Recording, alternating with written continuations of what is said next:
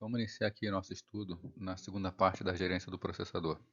Na primeira parte nós vimos o escalonamento para sistemas em lote. Aqui vamos ver como vai funcionar o escalonamento para sistemas interativos, sistemas de tempo real e comentar alguma coisa sobre escalonamento de threads. O primeiro tipo de escalonamento que veremos então é escalonamento em sistemas interativos. Sistemas interativos são aqueles sistemas nos quais existe uma interação do usuário com o sistema. Nesse tipo de sistema, é necessário garantir então o que? Um tempo de resposta razoável para esses usuários interativos, né? Então, tempo de resposta razoável. Se não houver um tempo de resposta razoável, cada vez que o usuário interagir com o sistema, demorar a haver a resposta do sistema, por mais que o sistema esteja trabalhando, vai dar a impressão para o usuário que o sistema não está funcionando corretamente. Então, sistemas interativos dão uma ênfase muito grande à questão do tempo de resposta. E o primeiro sistema que a gente vai ver aqui de escalonamento é o escalonamento cooperativo, né? Então, conforme o nome fala, o sistema vai precisar da cooperação do processo que está em execução. Bom, como ele funciona? Quando um processo já está executando um determinado tempo, cabe ao processo liberar a UCP voluntariamente, né? O que quer dizer isso voluntariamente? Se o processo não libera a UCP, se o processo não põe um ponto de saída da UCP, ele pode usar a UCP continuamente, né? Então, qual é a principal característica do sistema, né? A liberação da UCP é feita exclusivamente pelo processo em execução. O sistema operacional não tem como parar o processo, né? Portanto, ele é o quê? É um sistema não preemptivo. A gente estudou na aula passada que o sistema preemptivo é aquele no qual o sistema operacional pode parar o processo que está em execução. Aqui, como o sistema operacional não para o processo, a saída é exclusivamente por conta da boa vontade do processo, será um sistema não preemptivo. Portanto, não existe a intervenção do sistema operacional na execução do processo. Tudo corre por conta do próprio processo. Qual é a consequência disso? Um programa mal escrito pode monopolizar o uso da CPU. Um programa mal escrito toma conta da UCP, não permite que nenhum outro processo possa utilizar o CPU até que ele termine, né? É um sistema que funciona? Sim, o tipo de escalonamento cooperativo é um sistema que funciona e ele foi o sistema de escalonamento utilizado, por exemplo, no Windows 95. Um outro tipo de algoritmo de escalonamento para sistemas interativos é o chamado escalonamento circular, também conhecido como round robin, né? É um escalonamento bem semelhante ao FIFO, né? Como funcionava o FIFO, ou como funciona o FIFO? O FIFO é uma fila simples, onde o processo que vai entrar no estado pronto, né? Lembrando o estado de um processo, os processos que estão no estado pronto, eles entram numa fila de execução. Então, todo processo entra ao final da fila e o processo a ser retirado para execução é o primeiro da fila, né? Então, nós temos o início da fila, o final da fila, o processo a ser executado é aquele processo que está no início da fila. E todo o processo que vai entrar no estado pronto entra no final da fila, né? Então, first in, first out, né? O primeiro a entrar, o primeiro a sair. A principal característica desse sistema é que existe um tempo limite, esse tempo limite é conhecido como quantum, né? No qual o processo tem direito de utilizar a UCP de forma contínua. É tempo máximo, ele pode executar por menos do que o quantum, mas nunca mais do que o quantum, né? Então, o sistema operacional deixa o processo executar durante esse tempo e quando chega ao fim da sua execução, chega ao final desse tempo, o sistema operacional tira o processo de execução. Ou seja, é um sistema operacional preemptivo, né? Conforme já falei aqui, a fila de processo no estado pronto é tratada como uma fila circular, tá? Ou seja, nós temos aqui um estado onde nós temos a fila, no caso a fila aqui, o início da fila está do lado esquerdo, tá? Então aqui é o início da fila e aqui é o final da fila, tá? O próximo processo a entrar em execução aqui, o processo atual, é o processo A. Desculpa, o processo em execução, o processo atual é o processo A. O próximo processo a entrar em execução é o processo B.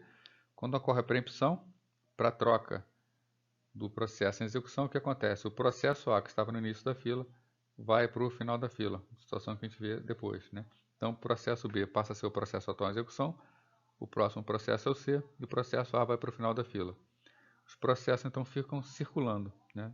Sempre entrando no final da fila, aguardando a sua vez de executar. Aqui um assunto também já discutido, mas vamos lá, né? Se o quantum for muito pequeno, o que acontece com o quantum muito pequeno? Vai se gastar muito tempo de UCP com trabalho administrativo. O escalonador entrando a todo momento para fazer a troca do processo. Então, quanto mais o sistema operacional trabalha, menos tempo sobra para ser executado o processo do usuário. Então, o sistema torna-se muito pesado. Então, quanto muito pequeno, apesar de dar uma ideia de interação bastante alta, prejudica muito o desempenho do sistema. Se o quantum for muito grande, aí beleza, o desempenho fica bom. Porém, quem fica prejudicado é que interatividade. Demora muito um processo que está em execução, quando ele sai, se for um processo com o qual o usuário está interagindo, ele pode demorar muito a voltar à execução. E essa demora acaba prejudicando a interatividade, né? Acaba o usuário percebendo a troca de processo, né? Em geral, o quantum varia de 10 a 100 milissegundos. Isso vai depender do sistema operacional, dos seus parâmetros. Obviamente é um escalonamento preemptivo, já que existe um tempo máximo de execução, né? Então, o escalonamento preemptivo o sistema operacional tem a capacidade de tirar o processo que está em execução, né? O grande problema dele é o quê? Não oferece tratamento diferenciado a processos IO-bound. Lembrando que processos IO-bound são aquele processo que bloqueiam com muita frequência. Como cada um tem a sua vez numa fila, o que acontece? Um processo CPU-bound, que é um processo que quase não faz operações de entrada e saída, ele entra em execução, executa por todo o quantum, vamos lá, imaginando um quantum de 100 milissegundos, executa por 100 milissegundos e volta para a fila. Já um processo CPU-bound, o que vai acontecer com ele? Ele vai executar um pouco, vai necessitar de uma operação de entrada e saída e vai ficar bloqueado. Enquanto ele está no estado bloqueado, o processo IO-bound vai executar por várias vezes, incluindo o seu quantum completo. Até que o processo CPU-bound, o processo IO-bound sai do estado bloqueado e aí ganha o direito a utilizar o CP mais um pouco. Ele usa o CP mais um pouco, se bloquear novamente, ele vai ficar bloqueado durante um bom tempo, enquanto os processos CPU-bound vão ficar executando. Então, aqueles processos que realizam poucas operações de entrada e saída vão ter muito mais direito à execução, vão ter muito mais tempo de processador do que aqueles processos que executam muito entrada e saída, né? Os processos IO-bound. Um algoritmo de escalonamento mais moderno trata o escalonamento por prioridade. Então, a cada processo vai ser associado uma prioridade que vai dizer, dentre os processos, qual é aquele que será escalonado para a utilização do CP, né? Então, por que isso, né? O escalonamento circular, ele não consegue implementar um compartilhamento equitativo entre diferentes tipos de processos. Então, aqueles processos que executam muitas operações de entrada e saída, o que acontece com eles? Tem pouca chance de utilizar o processador, enquanto aqueles que executam pouca operação de entrada e saída podem utilizar massivamente o processador, né? Então, disse o quê? Que os processos IO-bound, que são aqueles processos que executam muita operação de entrada e saída, tem que levar alguma vantagem no escalonamento. Já que o escalonamento dos processos CPU-bound acontece a todo momento, sempre que houver a possibilidade de escolher entre um processo IO-bound ou CPU-bound, o escalonador vai dar preferência aos processos que executam muita operação de entrada e saída, para que ele recupere um pouco daquele tempo que já perdeu para outro tipo de processo, o CPU-bound, né? Já que esses processos têm que ser tratados de maneira diferente, o que a gente faz? Cria uma chamada prioridade de execução para cada processo, né? Então, os processos de maior prioridade serão escalonados preferencialmente. Ou seja, sempre que o escalonador precisar olhar para escolher um dos processos no estado pronto, ele vai olhar aquele que tem a maior prioridade. Os processos de maior prioridade serão sempre escalonados, em detrimento daqueles de menor prioridade, né? Então, como funciona esse tipo de escalonamento? Existe um relógio, esse relógio é programado pelo sistema operacional e ele periodicamente interrompe o processador, né, para fazer com que a rotina de escalonamento reavalie as prioridades. Então, periodicamente, periodicamente as prioridades de todos os processos são reavaliados e os processos ganham novas prioridades. Então, essa prioridade pode mudar durante a execução do processo, né? Então, é um algoritmo de escalonamento preemptivo, já que o sistema operacional pode parar o processo que está executando para pôr outra em execução no lugar dele.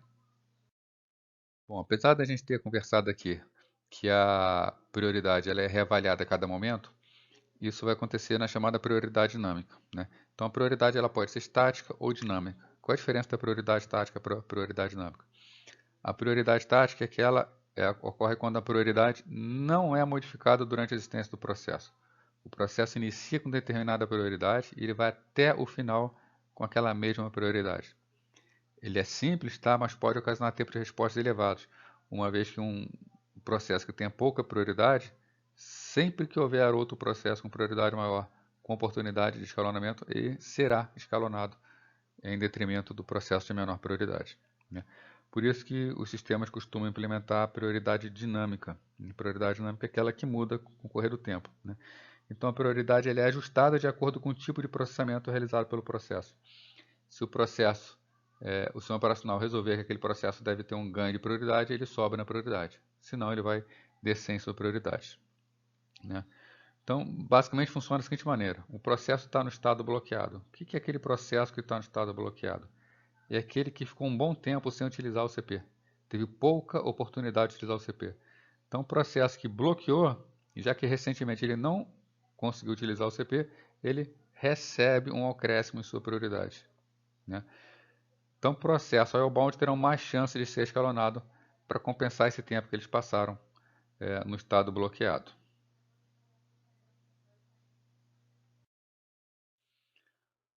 Bom, então, nesse esquema, nós temos que os processos podem estar no estado pronto, executando e bloqueado. O que está acontecendo é que processos que passam pelo estado bloqueado estão executando. Se ele vai para o bloqueado e do bloqueado volta para pronto, o que acontece? A prioridade é aumentada, sofre um acréscimo de prioridade. Bom, e aquele processo, a partir desse momento ele começa a se comportar como um processo CPU bound. Ele executa e volta, executa e volta. Também é comum que toda vez que o processo sai do estado executando por ter usado todo o quantum, ele recebe uma diminuição na prioridade. Então a variação de prioridade vai depender do tipo de processamento que ele fez. Processos que costumam bloquear, cada vez que um processo bloqueia, acréscimo de prioridade. Cada vez que o processo vem diretamente para o estado pronto, diminui a sua prioridade. Assim, dinamicamente, a prioridade vai sendo ajustada e consegue-se justiça no escalonamento. Uma outra forma de fazer a prioridade dinâmica é fazer com que o quantum seja inversamente proporcional à fração do último quantum utilizado. Ou seja, em vez do quantum ser sempre fixo, né, por exemplo, um quantum de 100 milissegundos, é o quantum padrão. Se um processo executa e gasta o quantum inteiro, quando ele voltar à execução, ele vai executar por menos tempo, né? Então, por exemplo, um processo executou durante os 100 milissegundos, na próxima vez que ele voltar à execução, ele vai executar, digamos, por 30 milissegundos, né? Já um processo, isso é a característica de um processo o quê? Um processo CPU bound, que está usando muito o CP. Então, o quantum dele diminui, que é para ele dar oportunidade a outro processo. Já um processo IO bound, o processo passou pelo estado bloqueado. Então ele estava executando, executou, a última execução dele, por exemplo, durou 10 milissegundos. O que vai acontecer quando ele for escalonado novamente? Já que ele passou pelo estado bloqueado, porque ele executou pouco antes, da próxima ele ganha um quantum cheio, ele vai poder executar até 100 milissegundos. Então aqueles processos que recentemente usaram todo o quantum vão receber quantum menores. Aqueles processos que recentemente não utilizaram o quantum por inteiro vão receber o quantum por inteiro. A gente consegue assim uma maior justiça na utilização do processador. Mas esses sistemas são mais complexos? Sim, é claro que sim, né? É mais complexo, tem que reavaliar a prioridade, então há um tempo maior, existe uma demora maior por parte do escalonador, então existe um peso um pouco maior no sistema operacional, tá? Porém, nós estamos buscando aqui tempo de resposta, e esse sistema oferece excelente tempo de resposta, né? Então, vale a pena trabalhar com escalonamento por prioridade. É o tipo de escalonamento, o algoritmo de escalonamento mais utilizado nos sistemas operacionais atuais. Um outro tipo de escalonamento também para sistemas interativos e que foi utilizado no passado mais para sistemas de grande porte é o chamado escalonamento por múltiplas filas. Nesse tipo de escalonamento, o que vai acontecer? Vão existir, como o nome fala, filas de escalonamento. Então, uma primeira fila, uma segunda fila, uma terceira fila. E os processos, quando forem escalonados, vão ser escalonados dentro dessas filas, né? Essas filas terão prioridade, então, por exemplo, aqui vamos numerar fila 1, fila 2, fila 3. A fila 1, vamos supor que a fila 1 seja prioritária. Será sempre escalonado o processo da fila 1. Sempre. Sempre que houver um processo pronto, na fila 1 ele será escalonado. Somente quando não tiver nenhum processo na fila 1 é que os processos da fila 2 poderão ser escalonados. E assim por diante. A fila 3, seus processos só serão escalonados se não houver nenhum processo, nem na fila 1 nem na fila 2, aguardando uma oportunidade de escalonamento. Então, cada processo é associado exclusivamente a uma dessas filas, né? Ainda, cada fila possui um mecanismo próprio de escalonamento. Não é obrigatório que todas as filas possuam o mesmo tipo de escalonamento. Por exemplo, na fila 1 pode ser escalonamento por prioridade. Na fila 2, escalonamento FIFO. Tá? Então, podem ser diferentes algoritmos de escalonamento. Assim, podemos colocar na fila 1, né, qual a utilidade disso? A gente pode colocar na fila 1 processos de usuário, processos interativos, e na fila 2 jobs, por exemplo, né, um processo que trabalha com job, um sistema de uma folha de pagamento, por exemplo. Assim, esses processos de job, de processamento em batch, serão executados somente se não houver nenhum processo interativo para ser executado. Então, a gente escalona a prioridade entre os processos.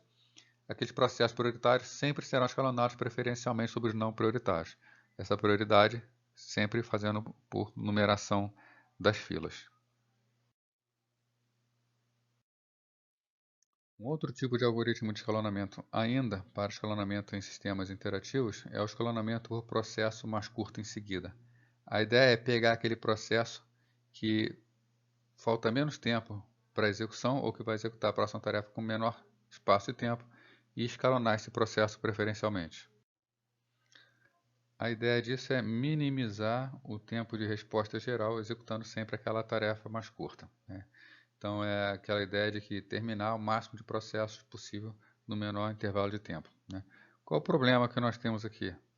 Descobrir qual dos processos atualmente executáveis é o mais curto. Isso aí vai funcionar bem para ambientes onde a gente tem um processamento conhecido, onde o processo ele vai trabalhar com uma determinada massa de dados e, por fim, no final do tratamento dessa massa de dados, ele vai terminar a sua execução. Agora, processos interativos é bastante complicado isso aí, que vai depender muito do tipo de interação que vai estar ocorrendo com o usuário, né? A abordagem para poder saber qual é o processo mais curto é fazer estimativas. Então, vê-se o comportamento passado, guarda-se o comportamento passado, qual é a média de utilização de um processo, e a gente sabe qual é aquele processo que falta menos tempo para execução. Bom, a gente tem aqui um exemplo de como a gente pode fazer essa estimativa. Cada vez que o processo, a gente está falando aqui em comando, mas comando, um processo é executado, é estimado o seu tempo. Então, numa primeira execução, a execução levou um tempo t0 para terminar, né? Na execução seguinte, é estimado um tempo chamado t1. Tá? Como a gente faz para calcular a média? Normalmente faz-se uma média tempo ponderada, no qual existe um parâmetro alfa, e qual vai ser a média calculada? A gente vai ter alfa t0 mais 1 menos alfa t1, né? Com isso a gente pode, variando o valor de alfa, decidir se o que é mais importante para o cálculo do tempo de execução é as execuções mais antigas ou as execuções mais novas. Dependendo do valor que a gente coloca para o alfa, a gente pode lembrar mais de execuções mais antigas ou lembrar mais de execuções mais modernas. Por exemplo, se alfa for menor que 0,5, né, alfa t0 terá um peso menor do que a 1 menos alfa t1. Alfa, vamos supor, alfa igual a 0,3. O que vai acontecer? T0 vai ter peso 0,3, T1 vai ter peso 0,7. Então T1 terá um peso maior. A estimativa recente terá um peso maior. Já se alfa tem valor, por exemplo, próximo a 1, a prioridade será para valores mais antigos, né? Então, pela escolha de alfa, é possível decidir que o processo, qual a estimativa do processo para as execuções seguintes. Um exemplo aqui, com alfa igual a meio, né? Na primeira execução, a gente tem um tempo t0. Para a segunda execução, a gente carrega esse tempo t0. Qual vai ser o tempo seguinte, após a segunda execução? Tempo t1, t0 sobre 2 mais t1 sobre 2. Então, meio a meio, faz uma média, né? Após a terceira execução, o que vai acontecer? O tempo t0 vai contribuir com peso 1/4. T1 também com peso quarto, o T2 com peso meio. Na quarta interação com o T3, vai acontecer o quê? T0 sobre 8, T1 sobre 8, T2 sobre 4, T3 sobre 2. Então, com isso, as interações passadas, com o tempo, elas vão ficando esquecidas. E a média é sempre baseada nas informações mais recentes de um processo. Essa técnica costuma ser chamada técnica de envelhecimento, já que as medições mais antigas envelhecem e acabam caindo no esquecimento. Um outro tipo de escalonamento que temos é o escalonamento garantido, onde ele faz algumas promessas a respeito do desempenho. Uma promessa, a princípio simples: se existem N processos no sistema, quanto de UCP cada processo vai ter direito a utilizar? 1 sobre N da capacidade de execução da UCP, da potência da UCP. Então, N processos, divide-se o tempo, a capacidade que a UCP tem de processamento por N, é quanto cada processo deve receber da UCP, se for uma troca, um escalonamento justo. Então, para isso, o sistema deve controlar alguns tempos. Primeiro, ele calcula o quanto tempo de UCP cada processo teve desde sua criação. Então, quanto ele gastou. E calcula também o montante de UCP que ele teve direito, o tempo total dividido por N. Então, tem, num primeiro número, quanto usou, no segundo número, quanto deveria ter utilizado. Então, ele faz um índice que é a divisão do primeiro número pelo segundo, né? Que é o tempo que ele consumiu dividido pelo tempo a qual ele teria direito. Quanto menor esse índice, significa que menor foi a utilização da UCP, menos chance ele teve. Tá? Então, qual vai ser o algoritmo que vai ser escalonado? Tá? Dentre todos aqueles que estão no estado pronto, aquele com índice mais baixo, que é quem teve menor chance de utilização dentro daquilo que ele tinha direito, é quem será escalonado. Também é um algoritmo de escalonamento preemptivo, ou seja, um algoritmo de escalonamento que pode parar o processo de execução depois de um determinado tempo, depois de finalizado o quantum, para pôr outro em seu lugar. O problema do escalonamento garantido é que, apesar de ser uma boa ideia, ele requer um controle muito grande e precisa de um histórico muito bem feito do tempo de utilização do OCP. Ou seja, ele é uma boa ideia, né? Mas ele é difícil de implementar, né? Essa dificuldade de implementar, a gente fala principalmente em termos de tempo de processamento do sistema operacional. O sistema operacional vai ter que ter um trabalho muito grande, então significa que o sistema operacional vai estar consumindo o recurso do sistema para escolher o próximo processo a ser executado, né? O escalonamento por loteria ele é mais simples e gera resultados similares, né? Então, com uma implementação bem mais simples, a gente consegue resultados similares. Qual a ideia? Os processos recebem os chamados bilhetes, que seriam o tal dos bilhetes de loteria, né? Para os vários recursos do sistema, como por exemplo o tempo de UCP. Então o processo ele vai recebendo bilhetes que dariam para ele o direito de execução.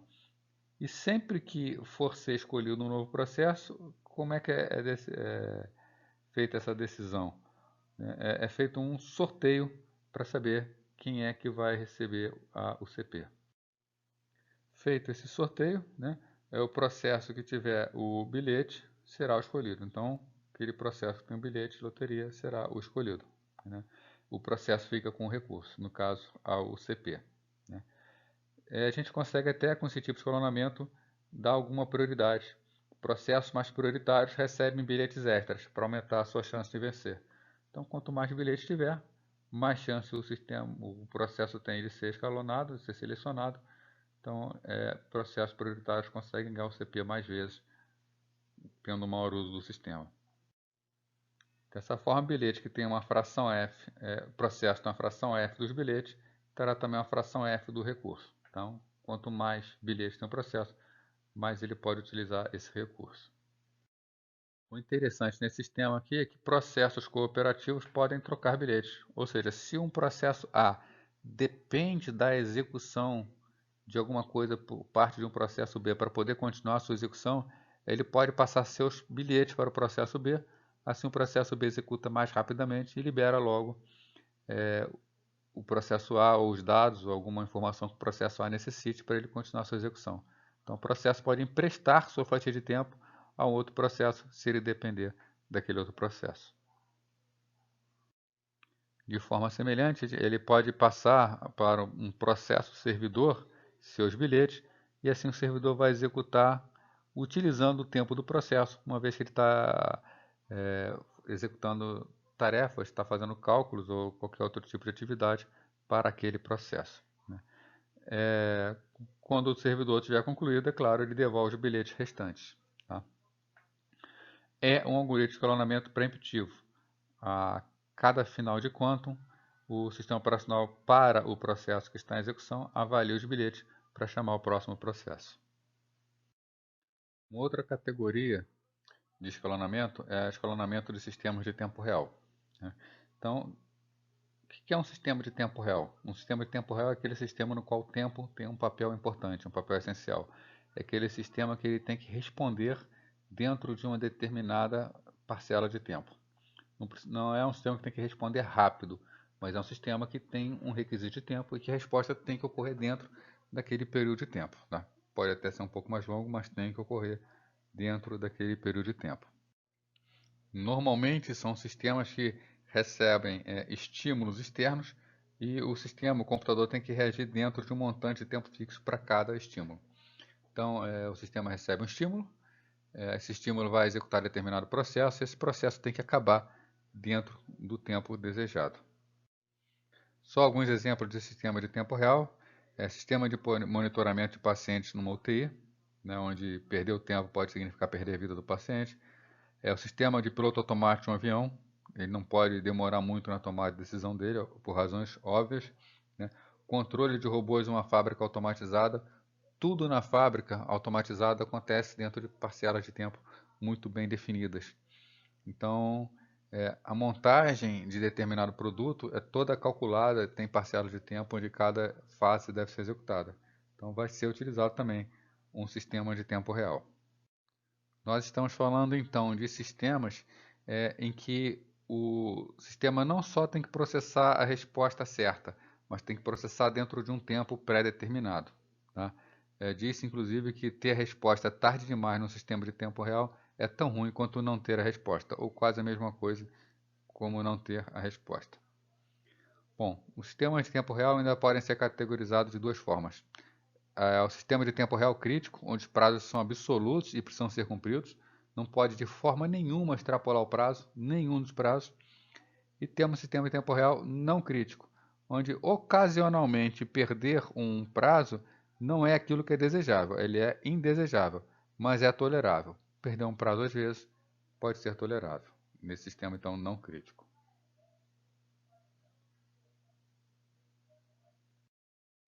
Um fato é que para que um sistema tenha um comportamento de tempo real, o programa tem que ser dividido, né, em uma série de processos, então o sistema se divide em uma série de processos, e cada um dos processos tem execução previsível, conhecida antecipadamente, ou seja, uma vez que o processo é posto em execução, sabe-se exatamente quanto tempo o processo vai levar para terminar aquela execução.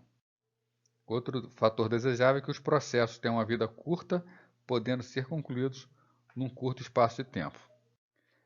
Dessa forma, conforme os eventos vão acontecendo e vão sendo detectados, o escalonador tem que programar os processos para serem postos em execução de maneira que todos os prazos sejam atendidos. Então, aqui a prioridade não é ser justo com o processo, é atender dentro do prazo. O escalonador recebe os eventos, ele sabe quais eventos têm que ser atendidos dentro de determinado tempo, e os processos vão ser escalonados pensando o seguinte: todos esses eventos têm que ser atendidos dentro do seu limite de tempo. Então, o escalonador vai se preocupar com o tempo de atendimento dos eventos, sendo que esses eventos ainda podem ocorrer de forma periódica ou aperiódica.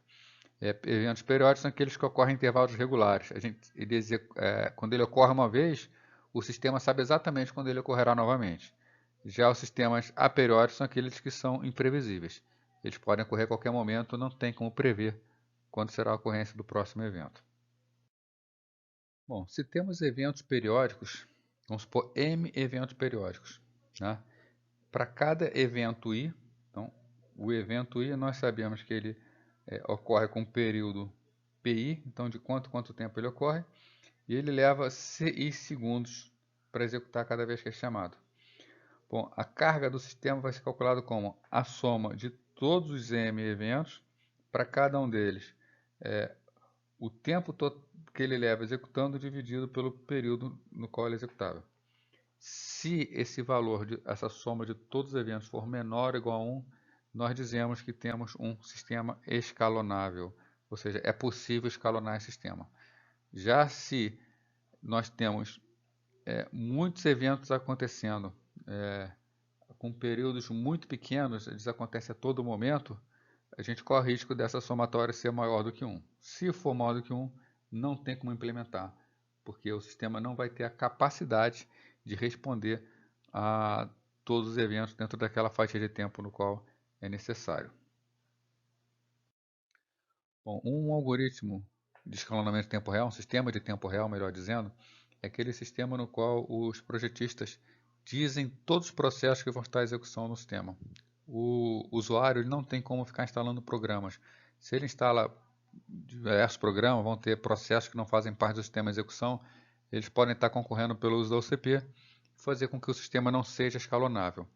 Então, sistemas de tempo real são aqueles sistemas onde é tudo muito bem projetado, é tudo muito bem calculado para que seja garantido que o sistema seja escalonável. Então, esses sistemas eles podem ser classificados como algoritmos estáticos ou algoritmos dinâmicos. Algoritmos estáticos são aqueles que tomam a decisão de escalonamento antes do sistema começar a ser executado. São aqueles sistemas onde a gente sabe exatamente como vai funcionar, qual vai ser a sua sequência de execução. Então, cada processo tem o seu esquema de alocação para a utilização da OCP antecipadamente, conhecido antecipadamente. Então, são sistemas que já são projetados com todos os parâmetros de forma conhecida antecipadamente. Já os algoritmos dinâmicos são aqueles que tomam a decisão durante a execução. Então, quanto o primeiro, que é o estático, já antes da execução sabe-se a ordem de execução de cada processo, nos algoritmos dinâmicos a escolha do processo vai acontecer durante sua execução.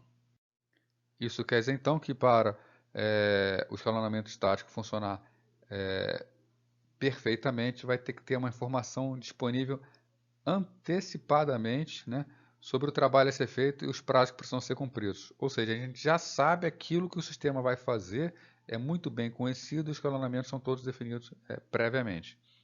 O algoritmo de escalonamento dinâmico não tem essa restrição. Ele vai se adaptar ao que estiver acontecendo no momento, né? É claro que a gente tem o quê? Que a maioria ou quase a totalidade dos sistemas são escalonamento dinâmico. Por fim, vamos ver aqui o escalonamento de threads. Como na verdade, comentar, né? Porque as threads vão ser escalonadas da mesma forma como são escalonados os processos, os mesmos algoritmos, o funcionamento exatamente da mesma forma, já que cada thread tem a sua própria UCP, conforme a gente já viu. Só que alguma coisa acontece diferente quando existem threads no sistema, né? Então, quando processos têm vários threads, temos dois níveis de paralelismo presentes. Nós temos o paralelismo de processo e o paralelismo de threads. E basicamente é o seguinte, temos alguns processos no sistema e o algoritmo de escalonamento ele vai selecionar esses processos para execução. Agora, dentro dos processos, nós podemos ter vários threads em execução. O que o sistema operacional vai escalonar? O sistema operacional vai escalonar a nível de processo, ele vai escalonar cada processo, ou o sistema vai enxergar as threads, ele vai escalonar cada thread individualmente, né? Para poder responder essa questão, nós vamos precisar entender se as threads do sistema são threads de usuário ou threads de núcleo. Isso vai impactar diretamente na forma de escalonamento do sistema operacional. Começar então pela thread de usuário. Nos threads do usuário, o núcleo não tem ciência da existência desses threads, ou seja, os threads eles são implementados pelo programador. O programador ele vai usar uma biblioteca externa ao sistema operacional, algum conjunto de ferramentas onde a escolha da thread que vai executar dentro do processo cabe ao próprio processo. Bom, como o sistema operacional não tem conhecimento da existência desses threads, o sistema operacional não tem como fazer o escalonamento dos threads. Então nós temos processos. O que o sistema operacional faz é escalonar cada um desses processos. Agora, dentro do processo, um processo que tem apenas um thread, esse thread vai executar o tempo inteiro, essa única linha. Já se um outro processo tem 3 threads, cabe ao processo dividir o tempo de execução entre cada uma desses threads. Tá? Então, sem interferência do sistema operacional. Cabe ao processo fazer essa escolha. Né? Então, o núcleo não tem ciência da existência dos threads. Logo, o sistema operacional não pode fazer nada. O que ele faz? Ele escolhe o processo A para o processo A execução, dando ao processo A o controle do seu quantum. E aí, se o processo vai dividir isso pelas threads lá dentro e como vai fazer isso, isso é problema do próprio processo. Então, existe o chamado escalonador de thread dentro do processo, dentro de A. Né? Lembrando que, como é uma biblioteca externa, não pertencente ao sistema operacional, a forma de escalonamento vai depender de cada biblioteca em particular. Então, por exemplo, ele resolve ou não executar a thread A1 dentro do processo A. Lembrando que o mecanismo de interrupções é feito para trocar quem está em execução. Quem utiliza esse mecanismo de interrupção é o próprio sistema operacional. Como o escalonamento de thread é feito pelo próprio processo que incorporou essas bibliotecas quando ele foi executado, não existe esse mecanismo de interrupção. Assim, o normal é o quê? É que quando um thread do processo ganha o CP, ele vai executar continuamente até terminar. Né? Lembrando que não vai haver um paralelismo real, né? O sistema operacional não vai trocar thread porque ele não tem ciência da existência dessa thread. Então, a thread A, o processo A está executando, a thread A1 é posta em execução. O processo A é tirado de execução. Quando o processo A vai executar novamente, o que acontece? O thread A1 retoma a execução. E vai ficar assim indefinidamente, até que esse thread bloqueie de uma vez a outra ou que o processo termine. Então, como exemplo, assumindo que o quantum seja de 50 milissegundos e que o processo A tenha 3 threads, os threads A1, A2, A3, e assumindo que cada thread tem pouco trabalho a ser executado, tenha 5 milissegundos de execução, o que vai acontecer? O processo A vai ganhar o seu quantum, os seus 50 milissegundos, como cada thread leva 5 milissegundos, vai acontecer. A thread A executa 5, a thread A2 mais 5, A3 mais 5, volta para 1, A2, A3, até que vão ocorrer 10 execuções de threads, né? Até a 1 terminar novamente, quando finaliza então os 50 milissegundos a que tem direito. Então o processo A sai da execução e entra o processo B. Tá? Lembrando que a gente está fazendo esse tipo de escalonamento porque são threads de usuário. O sistema operacional ele não tem conhecimento dos threads, então o escalonamento será por processo. Lembrando que o algoritmo de escalonamento pode ser qualquer um dos algoritmos de escalonamento já estudados, né? Não vai diferenciar em nada por ser ou não threads. Né? A única restrição é o quê? A ausência de um relógio para interromper um thread. Tá? Isso no espaço do usuário. O relógio pertence ao sistema operacional. Como são threads de usuário, não tem essa possibilidade de utilizar recursos do sistema como interrupções para fazer a troca dos threads. Né? Como os threads cooperam, isso normalmente não é um problema. Né? Os threads cooperam porque são threads de um mesmo processo, criados utilizando a mesma biblioteca de threads. Então o funcionamento é bastante adequado e funciona muito bem. Outro tipo de thread são os threads de núcleo. É quando o sistema operacional administra os threads. Ele sabe da existência, então ele vai escalonar por thread. Então, se a thread é de núcleo, o sistema operacional tem conhecimento da existência desses threads, né? O que ele faz? O núcleo, então, o sistema operacional escolhe um thread em particular para executar. Então, ele não vai escalonar o processo, ele vai escalonar o thread dentro do processo. Tá? Não precisa levar em conta a qual processo o thread pertence. Né? Então, enquanto no primeiro sistema era escolhido nos threads do espaço do usuário, um processo é posto em execução e os threads dentro do processo estão escalonados, um após o outro, tudo dentro do mesmo processo. Aqui, quando a gente tem threads de núcleo, nós temos processos diferentes com seus threads. Como vai ser o escalonamento desse thread? Pode, por exemplo, ser o primeiro thread do primeiro processo, depois o primeiro thread do segundo processo, depois a terceira thread do primeiro processo, depois o segundo thread do terceiro processo. Então, os threads vão sendo selecionados independentes uns dos outros. É o sistema operacional quem escolhe cada thread que será executado, independente de onde está cada thread desse, se é dentro do mesmo processo ou se pertencem a processos diferentes. Então, o quantum é por thread, o quantum não é por processo, né? Então, o thread recebe um quantum e quando o quantum chega ao final, o thread é tirado de execução.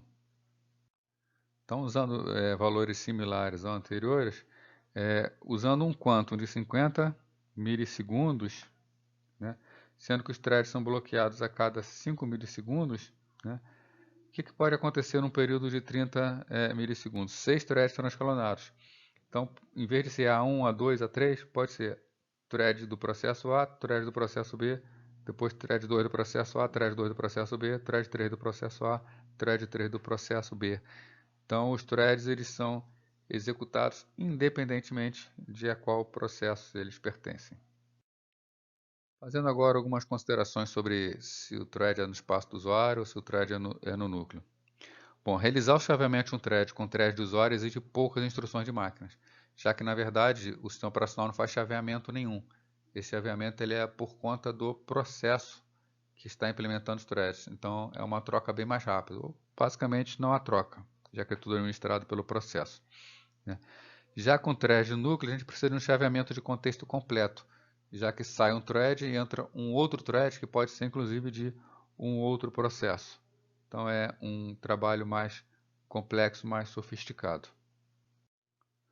Por outro lado, se a gente levar para o lado de processos I/O bound e processos CPU bound, o que acontece quando um determinado thread de um processo bloqueia? Então vamos imaginar aqui um processo que tenha 3 threads.